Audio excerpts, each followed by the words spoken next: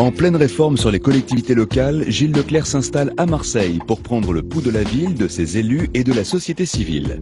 Avec en grand invité le sénateur-maire Jean-Claude Gaudin, qui sera confronté à des reportages et à d'autres acteurs locaux comme Jean-Luc Benamias et Samia Ghali. Terrain politique à Marseille, ce soir à 18h30 et 22h30 sur Public Sénat. Bonsoir à tous. Notez ces deux rendez-vous que vous propose Public Sénat en ce début de soirée, le 18h, avec ce premier débat. Les accusations de contrôle au faciès visant la police sont-elles fondées? Et puis à 18h30, nouveau rendez-vous avec Terrain politique. On vous retrouvera Gilles Leclerc à Marseille ce soir. Oui, bonsoir à tous. On se retrouve en effet à 18h30 pour un nouveau numéro de Terrain politique. Nous sommes ici à Marseille en compagnie de Jean-Claude Gaudin, notre invité principal pour cette émission. Mais nous aurons également le plaisir d'accueillir d'autres invités. Samia Ghali, sénatrice socialiste des Bouches-du-Rhône. Et puis par exemple Jean-Luc Benamias et beaucoup d'autres invités. Un nouveau rendez-vous donc politique, Terrain politique pendant presque une heure ici. Nous parlerons économie, culture et bien sûr environnement à quelques jours du début du sommet de Copenhague. À tout de suite. À tout à l'heure, Gilles. Tout de suite, c'est le journal, le 18h.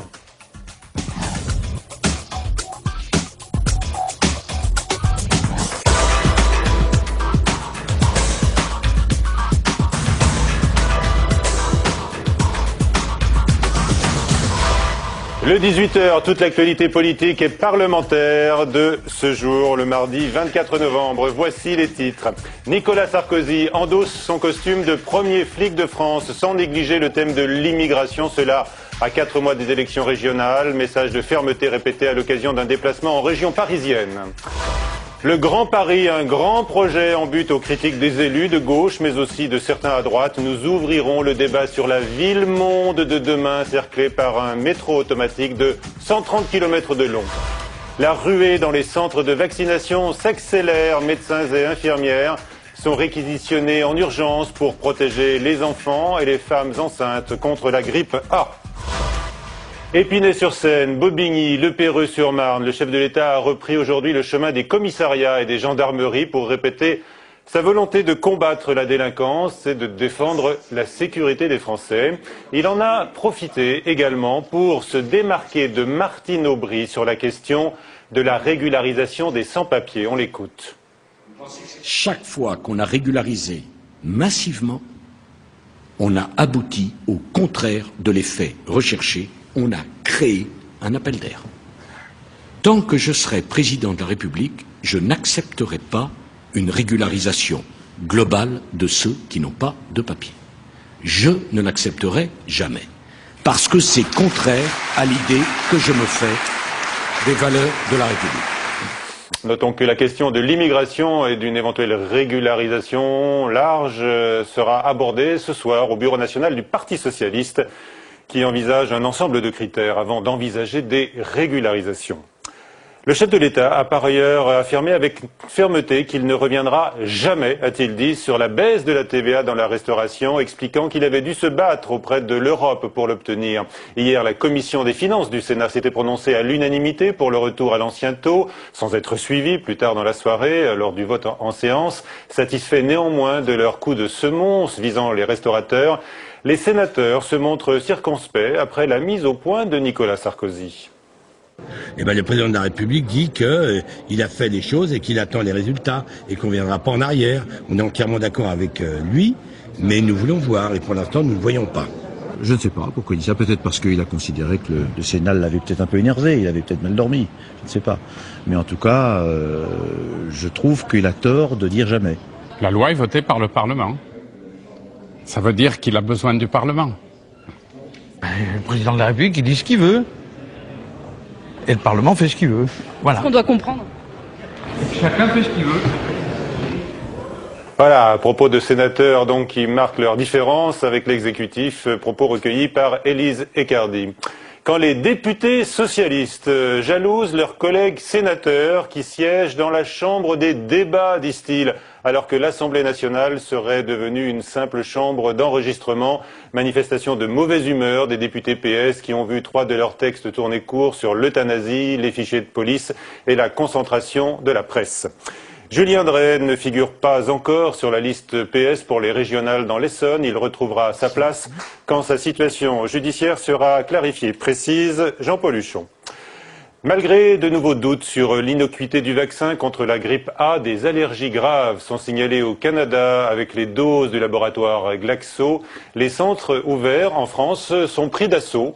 Le lent démarrage au premier jour de la campagne s'explique moins par la crainte du vaccin que par le retard dans l'envoi des bons de la sécurité sociale, comme a pu le constater Bérangère Dinglat, qui s'est rendue au Chênay dans les Yvelines. Embouteillage de poussettes au centre de vaccination infantile du Chênay. Depuis 2 jours, les mamans affluent et forcément, le temps d'attente augmente, 1h30 cet après-midi. Hier, on a eu 140 personnes et la semaine dernière, il y avait très peu de monde en fait. Donc je pense que les gens ont reçu les bons. En plus, depuis vendredi, les vaccins sans adjuvant destinés aux femmes enceintes sont arrivés. Et ici, tout le monde veut se faire vacciner.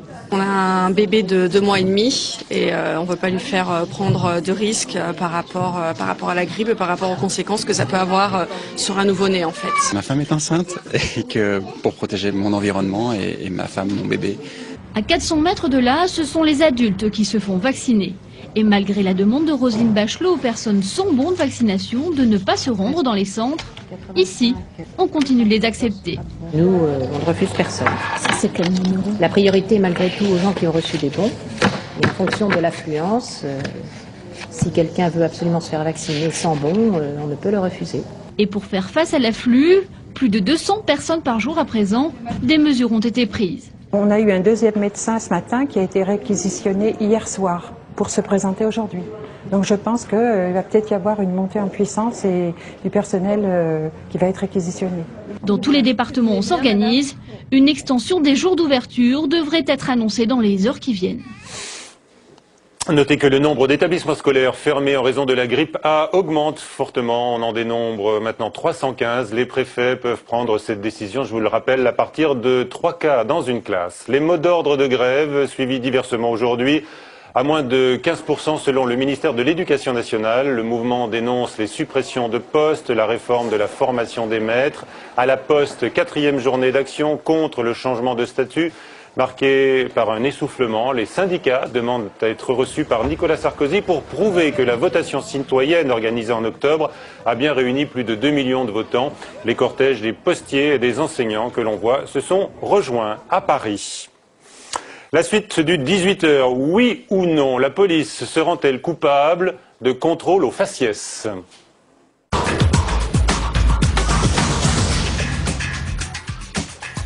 Plusieurs invités avec nous. Yannick Dagneau, bonsoir. Bonsoir. Vous êtes délégué national du syndicat SGP Unité Police. À vos côtés, nous retrouvons le porte-parole du ministère de l'Intérieur, Gérard Gachet. Avec nous également Mustapha Kessous, qui est journaliste au Monde, qui en bute régulièrement à la discrimination. Vous avez publié récemment un témoignage dans les colonnes de votre journal qui a marqué. Et puis avec nous également le sénateur vert de Paris, Jean de Zessard. Et le sujet revient dans l'actualité après la publication par Libération ce matin du récit d'un étudiant de Sciences Po issu de l'immigration. Mercredi dernier, jour de liesse après la qualification de l'Algérie pour le mondial de football, Anis Arbib témoigne, porte-maillot, c'est-à-dire loin des violences des Champs-Élysées, climat de terreur, dit-il, instauré par les CRS, et injures racistes. On n'a pas eu de réaction pour l'instant du ministère de l'Intérieur. Gérard Gachet, comment est-ce que vous réagissez à cet article ? Alors, d'abord, il y a 2 sujets, je crois qu'il ne faut pas mélanger. Il y a les contrôles d'identité et il y a l'éventuel comportement raciste de certains policiers. Ce qui là semble être le cas, si l'on en croit le récit publié par Libération. Donc là-dessus, moi j'ai un langage extrêmement simple. La police française n'est certainement pas raciste. D'ailleurs, elle est dans son recrutement extrêmement diversifié elle-même, de toutes les origines. En revanche, il peut y avoir des policiers qui aient des comportements racistes. Et bien dans ce cas-là, je crois que Brice Hortefeux a bien résumé l'attitude du ministère. Nous sommes pour la tolérance zéro, mais également pour la bavure zéro. Donc tout comportement raciste d'un policier doit faire l'objet de sanctions, doit faire l'objet d'une plainte, d'une instruction par l'inspection générale des services ou par l'inspection générale de la police nationale et de sanctions administratives, sans parler d'éventuelles sanctions judiciaires si la personne qui s'estime victime a également saisi la justice. S'il y a plainte, dites-vous, pour l'instant il n'y a pas de plainte, a priori l'inspection générale des services n'a pas été saisie par exemple par le... Pas que je sache, mais j'étais pas au ministère de l'Intérieur cet après-midi, donc je ne le sais pas à l'heure qu'il est, mais il y a quand même chaque année, je vous le signale, 3000 policiers qui sont sanctionnés pour des faits divers et variés, mais il y a quand même 3000 policiers, soit 2% des effectifs, qui font l'objet de sanctions disciplinaires dans la police, donc ce ne sont pas des choses qui ne débouchent sur rien. Vous ne contestez pas, en tous les cas, le témoignage de cet étudiant? Je n'ai pas ni à le contester, ni à le confirmer. Ça doit faire l'objet, justement, je souhaiterais qu'il y ait une plainte d'une inspection. Je n'ai pas Vous n'êtes même pas tenté de le contester? Mais je n'ai pas à le contester. Je veux dire, je pense que cet étudiant est de bonne foi. Maintenant, je ne connais pas l'exactitude, la matérialité des faits tels qu'ils se sont passés dans un contexte quand même très tendu. Où vous aviez quand même un certain nombre de supporters, entre guillemets, de l'équipe d'Algérie qui étaient en train également de dévaster les Champs-Élysées. Donc, vous qui avez beaucoup enquêté, en banlieue notamment, est-ce que vous considérez que ce témoignage reflète un état assez répandu de la police française aujourd'hui, même si c'est contesté, on le voit? Ce témoignage est le révélateur d'un mal français qui touche la police depuis des décennies, tout simplement. Effectivement, M. Gachet a bien fait de rappeler que la police n'est pas raciste, mais elle est intellectuellement raciste. Donc c'est une subtilité. C'est quand même c'est assez étonnant que dans le contrôle des polices, ça soit toujours les Noirs ou les Arabes qui sont visés. Ça, c'est quand même assez drôle. Ça, c'est le deuxième aspect. C'est le contrôle des biens-fonds. On pourra y venir. On pourra y venir. Allons-y, on en parle. Voilà, évidemment, lorsqu'on croise la police, lorsqu'on est de couleur, généralement, on a un peu peur. On se dit, j'espère que j'ai bien mes papiers, j'espère qu'ils vont pas me contrôler. On est en moto ou en voiture, la voiture ralentit, elle va vous voir, on s'est dit, bon, ça c'est pour nous, contrôle d'identité. Ce qui est important, encore une fois, dans ce témoignage, c'est que l'important, c'est de ne pas jeter le discrédit sur la police. Or, il y a parmi la police une petite partie qui jette le discrédit sur la profession et qui empoisonne la vie de Français qui sont de couleur, tout simplement, et depuis des décennies. Et je vais vous rappeler, si on peut partir, on peut prendre une petite note d'histoire. En 1983, quand la marche de l'égalité est partie, ce que les médias ont subtilement baptisé la marche des beurs, l'un des premiers slogans qui devait être utilisé, c'était contre la police, c'est arrêtez de nous tirer dessus, nous ne sommes pas des lapins. Jean Desessarts. Moi, à la fois, on peut dire qu'il y a un certain nombre de personnes qui sont racistes dans la police, mais ce qui est inquiétant, même vous l'avez laissé entendre, Monsieur Gachet, vous avez dit, il y avait un climat très tendu, comme si un climat très tendu pouvait laisser penser que le débordement est normal. Non, j'ai jamais dit que c'était normal, que ça devait être sanctionné. On ne peut pas extraire une affaire du contexte dans lequel elle se passe. Enfin, dans la description qui a été dit, on sent très bien que c'est un phénomène, on va vous faire payer le fait que vous ayez fait du bruit, que vous ayez cassé, on va dégager à l'arabe, vraiment des termes qui n'ont pas à être employés, des violences qui n'ont pas à être utilisées. Je l'ai dit. Et ce qui est inquiétant, ce qu'on ressent, c'est que la police, en tant que corps, se sent quelque part autorisée à avoir ce comportement, c'est-à-dire un comportement de dire allez, hop, on va faire la bagarre avec eux parce qu'ils viennent foutre le bordel. On rattache ça à des déclarations du ministre de l'Intérieur qui sont limites. On rattache ça au président de la République. Vous pensez quoi à sa mauvaise blague là? Non, je pense que au lieu de dire qu'il y a un service, une institution républicaine qui doit être respectueuse avec chacun, d'où qu'ils viennent, avec ou sans papier, eh bien, on sent qu'il y a une institution qui dérape et qui prend parti. Et qui prend parti contre des corps qui apparaissent comme anormaux. Voilà, vous qui êtes un représentant ici de la police républicaine, est-ce que vous estimez... absolument, du premier syndicat de policiers, et surtout j'ai 25 ans de police et j'ai fait 20 ans sur le terrain, donc je ne suis pas un baron de la politique syndicale. Je vous dirais que non, la police n'est pas raciste. En effet, il peut y avoir un dérapage à un moment donné. Mais quand je vois un article comme celui que j'ai pu lire, parce que j'ai pris le temps de le lire cet après-midi, qui met en cause à chaque mot quasiment, y compris dans l'édito, la police nationale, la police républicaine, je suis choqué. Parce que vous êtes choqué par l'article, vous êtes choqué par le comportement de la police. On met en cause systématiquement cet article, il est à charge contre la police nationale. Ce récit est exemplaire, effectivement. J'aurais bien voulu un éventuel dérapage pour attaquer toute la police. C'est ça que j'aurais bien que la personne, si elle fait ça, c'est qu'elle se sent autorisée à le faire. Mais non, par ses chefs, par le. Elle sera sanctionnée, donc elle se sent pas autorisée. Je ne suis pas souvent d'accord avec Monsieur Gachet, mais je vais vous parler. Je suis moi-même représentant du personnel et je siège en conseil de discipline. Et nous n'hésitons pas, en tant que représentants du personnel élu par nos collègues, à sanctionner parfois durement nos collègues. Par contre, j'aurais aimé également que Libération s'inquiète de ce qui s'est passé à Saint-Dizier après justement ce match de football, où les collègues ont dû se retrancher dans le commissariat de Saint-Dizier, Haute-Marne, imaginez-vous, grosse ville de province, où ceux de Valence, de la MAC qui se sont fait tirer dessus avec des armes à gros calibre. Mais monsieur est tout à fait dans l'état d'esprit, il se place comme s'il y avait une guerre de gang à gang. C'est différent. Qu'il y ait un comportement parfois un peu délinquant de certains jeunes ou de plus vieux, peu importe. Il y a même des cols blancs délinquants, des chefs d'entreprise délinquants. Qui visent directement la police. Mais le problème, c'est que la police, ce sont des gens assermentés, payés, rétribués, formés pour amener l'ordre, la sécurité, dans le respect de chacun. Faut pas le comparer avec des jeunes qui bombardent, lancent des pierres ou font des choses comme ça. Ça n'a rien à voir. Le comportement de la police doit être exemplaire. C'est une institution. Oui, c'est symptomatique aussi d'une corporation, Monsieur Gachet. Évidemment, le problème de Libération, vous le prenez comme une attaque globale dans la police. Je pense que pour d'autres personnes le prennent. On le prend pas comme ça, on le prend plutôt comme un révélateur d'un certain comportement de la police. Témoignage exclusif sur la police. C'est pas sur un policier, c'est sur la police. Et c'est cet amalgame qui n'est pas tolérable. Monsieur, d'accord, c'est un amalgame. Monsieur Gachet, je vous défie d'aller dans n'importe quelle cité de France et de ne pas me trouver un témoignage d'un jeune qui ne vous racontera pas cela. Y compris faux, on en voit beaucoup, y compris à la télévision. Je vous rappelle, des forces de police, ça fait plus de 30 ans, Monsieur Gachet, ça fait plus de 30 ans que ce sujet existe. Ça fait plus de 30 ans qu'on n'a pas résolu la problématique du délit de faciès. Et on ne va pas le résoudre en plus avec les quotas qu'a fixé Monsieur Besson et avant Monsieur Hortefeux sur l'expulsion de 30 000 personnes par an. Il faudra bien les trouver et forcément on va renforcer les contrôles de police. Situation irrégulière, c'est vrai qu'ils ont vocation à quitter le territoire. C'est comme ça. Je dois venir sur un mot, parce que le débat s'achève. Je vais vous donner la question du newsblocks.com quand même. La police, notre partenaire. La police s'attelle souvent au délit de faciès.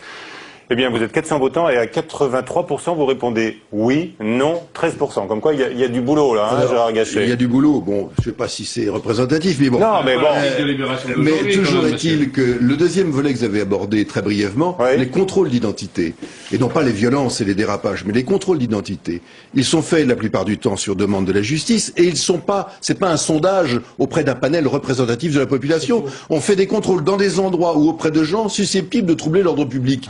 Donc quand vous contrôlez à la gare du Nord ou à Châtelet-Les-Halles, vous n'aurez pas forcément effectivement des gens représentatifs de l'ensemble de la société française, ou de jeunes venant de bandes violentes qui s'affrontent régulièrement dans ces endroits. Et c'est pour ça que la police est obligée d'intervenir et de contrôler les identités. C'est QFD, c'est-à-dire que la police doit contrôler là où il y a des personnalités, des personnes susceptibles et qui sont-ils, les Arabes et les Noirs. Voilà. Donc on contrôle ça. Ici, Monsieur Gachet. Mais non, ils sont des gens qui appartiennent à des bandes de jeunes. Mais oui, je pense que j'ai eu très peu la parole. Alors vous allez conclure. Les policiers que je représente ne doivent pas être les boucs émissaires des thèmes de campagne sur la sécurité qui se développent de plus en plus et qui ont autre chose à faire qu'être les boucs émissaires d'une politique qui est en position d'échec.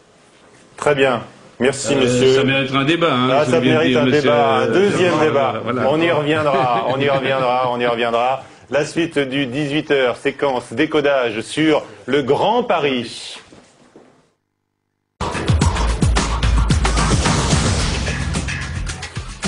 L'avenir du Grand Paris qui donc est entre les mains des députés qui examinent à partir de ce soir le projet de loi qui jettera les bases d'un projet d'envergure imaginé par le secrétaire d'État Christian Blanc. On retient d'abord la réalisation d'un vaste métro automatique de 130 km de long autour de la région capitale, un coût très élevé, supérieur à 30 milliards d'euros. Sophie Normand, avant d'accueillir nos invités.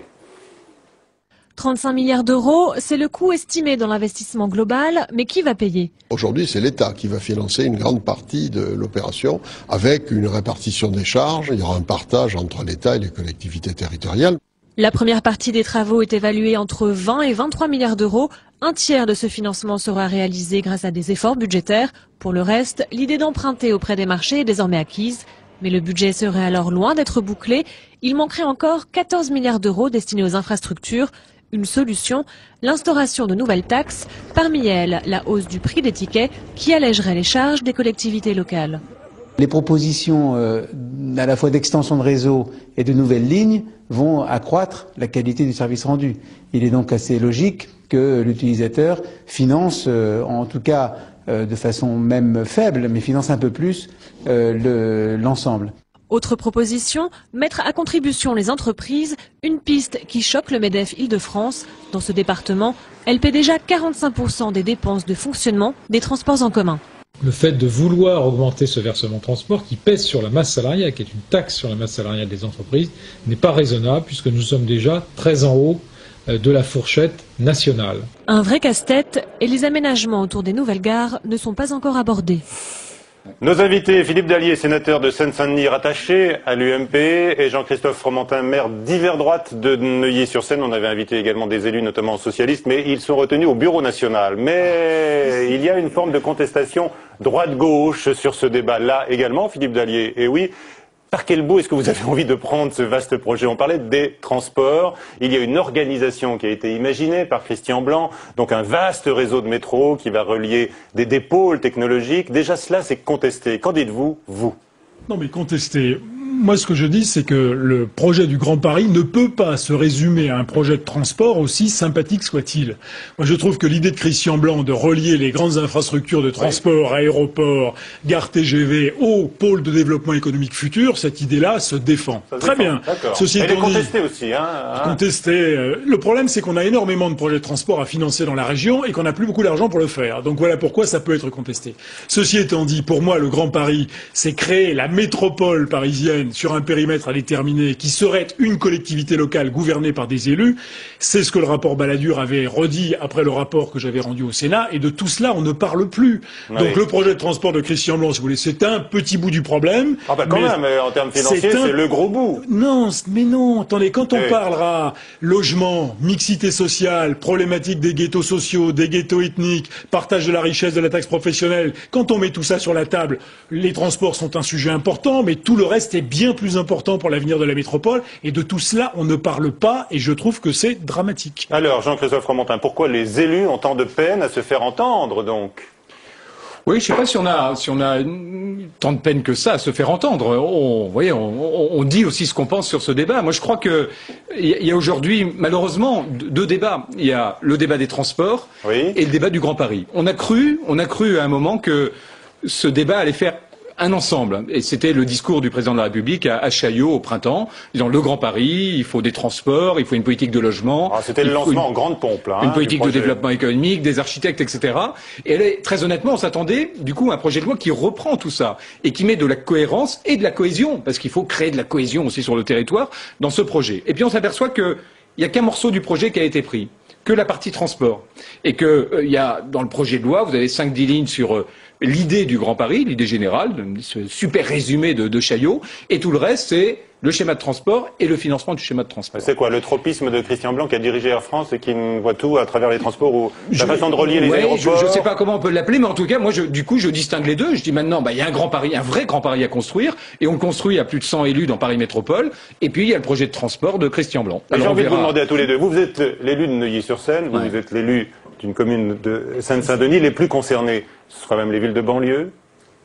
C'est aussi Paris, parce que c'est l'avenir de Paris qui se joue. Mais Paris, c'est plus Paris dans l'enceinte du périphérique. Paris, c'est le Grand Paris, cette métropole de rang mondial. Et c'est cela qu'il faut comprendre.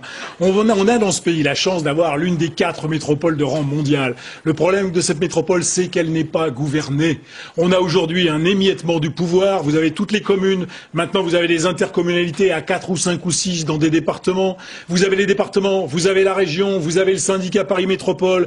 Et la droite, l'UMP, vient de créer son association Métropole Île-de-France, on n'y comprend plus rien, on empile les couches et on ne règle pas les problèmes de nos concitoyens. Et justement, est-ce que ça n'est pas à l'État d'intervenir aujourd'hui pour essayer d'aller de l'avant face à cet empilement de structures? Sauf que Christian Blanc vient de s'apercevoir. Il me disait il y a 2 ans, tout ça est très compliqué, il nous faut un beau projet pour faire rêver les gens et après on parlera du problème de la gouvernance. Ben on est 2 ans après et 2 ans après il se rend compte que pour mettre en œuvre ces beaux projets, il faut régler le problème de la gouvernance. Or, il n'y a pas de volonté politique aujourd'hui de le faire. Parce qu'on ne veut pas vous prendre un peu de votre pouvoir. Mais parce que dans la lettre de mission de Christian Blanc, on ne parle pas de gouvernance. Et parce que le président de la République n'ose peut-être pas se tourner vers le peuple en disant écoutez, maintenant il faut trancher ce débat de la gouvernance. Si les élus sont des conservateurs à droite et à gauche, eh bien il faut rebattre les cartes. Et pourquoi ne pas interroger nos concitoyens? Jean-Christophe Fromentin.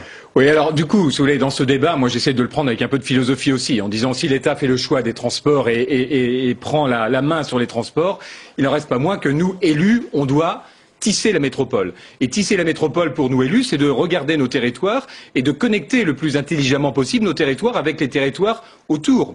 Et donc, par exemple, relier Neuilly-sur-Seine et la Défense à ce qu'on appelle, aussi certains ghettos urbains. Mais déjà, commençons à... Vous voyez, Neuilly et la Défense, un sujet tout simple. Dans la gouvernance de la Défense, Neuilly n'y est pas. Or, finalement, Neuilly et l'avenue Charles de Gaulle, l'avenue qui relie Neuilly à Paris, c'est ce qui va différencier demain la Défense de n'importe quel quartier d'affaires dans le monde. Parce que c'est ce qui va relier la Défense à Paris. C'est ce qui va créer cette identité Paris-la Défense nécessaire. Et donc, on a chacun dans nos territoires, comme ça, des connexions intelligentes, pertinentes, structurantes à faire. Donc, en attendant d'avoir un vrai débat global sur le Grand Paris, je crois que nous, élus, et là encore, c'est ce qu'on fait dans Paris Métropole, on doit commencer ce tissage, commencer à créer tous ces points de rencontre, y compris sur la solidarité, et c'est la raison pour laquelle, dans Paris Métropole, avec Claude Dillin, qui est le maire de Clichy-sous-Bois, on anime ensemble une commission sur la solidarité et le développement économique. Et le fait que ça soit le maire de Neuilly d'un côté, qui est réputé être la commune la plus riche par habitant de la métropole, et Clichy, qui est sans doute une des plus pauvres, elle me montre que, voilà, si on arrive déjà à se parler, c'est un pas vers la construction de la métropole, quoi. Se parler, c'est bien, mais il va falloir passer à la mise en œuvre. Oui. Ça fait bien longtemps qu'on parle de péréquation financière. Moi, que la défense se développe, qu'on double les mètres carrés à la défense, aucun problème. À partir du moment où la richesse économique produite, qui est produite à l'aide des impôts de l'ensemble des franciliens et de la France d'ailleurs, à partir du moment où cette richesse est partagée pour financer les politiques sociales, le logement, les politiques de développement de l'ensemble du territoire, je suis d'accord. Ce que je ne veux pas, c'est qu'on continue comme par le passé. On fait de l'intercommunalité, les riches avec les très riches et les pauvres avec les un peu moins pauvres, à l'Est et à l'Ouest. On ne partage pas la richesse fiscale produite par le monde économique, ça n'est pas acceptable et ça nous pètera au nez comme ça nous a pété au nez dans le passé. Et c'est un sénateur de Seine-Saint-Denis qui le dit à ses amis politiques de droite, si vous ne prenez pas ça en considération, vous ne réglerez rien et ne croyez pas que vous resterez tranquille chacun chez vous. Ça n'est pas vrai. Très bien, merci. Voilà pour les points de vue de 2 acteurs locaux très engagés, donc on l'a vu dans ce projet de Grand Paris. Merci messieurs. Notre rendez-vous maintenant sur Public Sénat, je vous le rappelle, dans un instant on retrouve Gilles Leclerc pour Terrain Politique qui se trouve à Marseille avec bien sûr Jean-Claude Gaudin.